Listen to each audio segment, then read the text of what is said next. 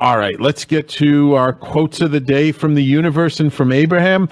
Ooh, these are kind of long quotes today. Let's see what the universe and Abraham have in store for us. From the universe. Best case scenario, you are a magnificent, powerful, divine being of light. Your thoughts really do become things. Nothing is impossible. Your dreams are meant to be. And these notes really are from an ancient, wise, all-loving, all-knowing best friend. Worst case scenario. You're just dreaming. You're a magnificent, powerful, divine being of light. Your thoughts really do become things. Nothing is impossible. Your dreams are meant to be. And these notes really are from an ancient, wise, all-loving, all-knowing best friend. And the difference would be the universe. We love our quotes from Mike Dooley and the universe, reminding us, as always, that our dreams are our reality and that we really are magnificent, powerful, divine beings of light. And if you have any doubt about that, you just need to go and look in the mirror, look into your heart, and just feel the love that you have deep inside. It is there. No doubt. Just look for it. And let's see what Abraham has to say today. This looks like an interesting quote from Abraham. Sometimes someone will be sick, and a daughter or someone who loves a sick person will say, "Abraham, I'm wanting to help this person." And we say, just hold the image of them in a place of utter well-being. And trust that through the path of least resistance, either they will recover and well-being will be restored here, or they will withdraw and well-being will be restored there. But in either case, whether they stay or whether they have what you call death experience, the well-being is always restored.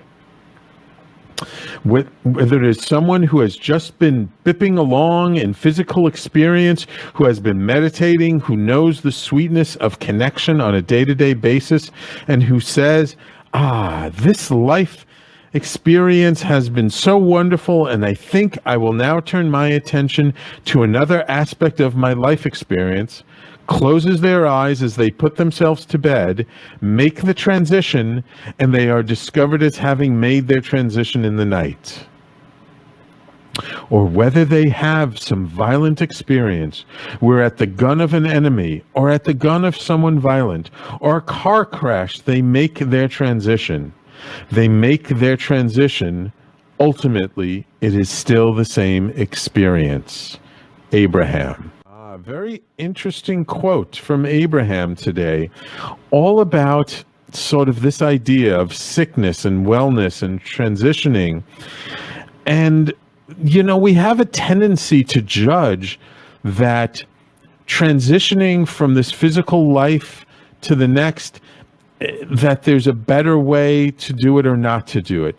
That somebody who passes peacefully in their sleep or surrounded by friends and family, that's better somehow than dying on the battlefield or in a car crash or in a collision accident or in a boating accident or suffocating or drowning or this way or that way. How many millions of ways there are to make a transition.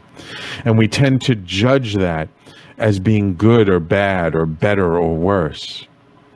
And really what Abraham is saying here, that it's all the same.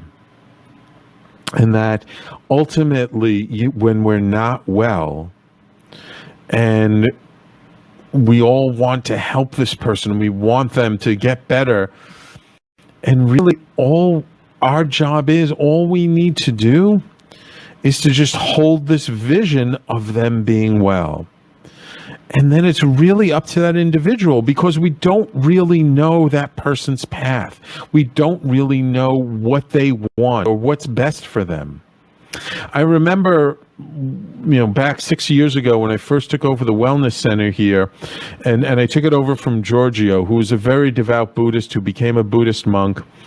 And he used to say that as healers, we don't know, this Buddhist concept is that we don't know their kama vipaka. And what that means is we don't know their karmic path. We don't know what they've done over the last several lifetimes, or even what they've done in this lifetime. And we don't know what's really going to be best for them next lifetime. So as much as we want to help people heal, as much as we want to improve people, or at least alleviate some of their suffering, that doesn't mean that we really know what's best. Is it best for them to transition now or later?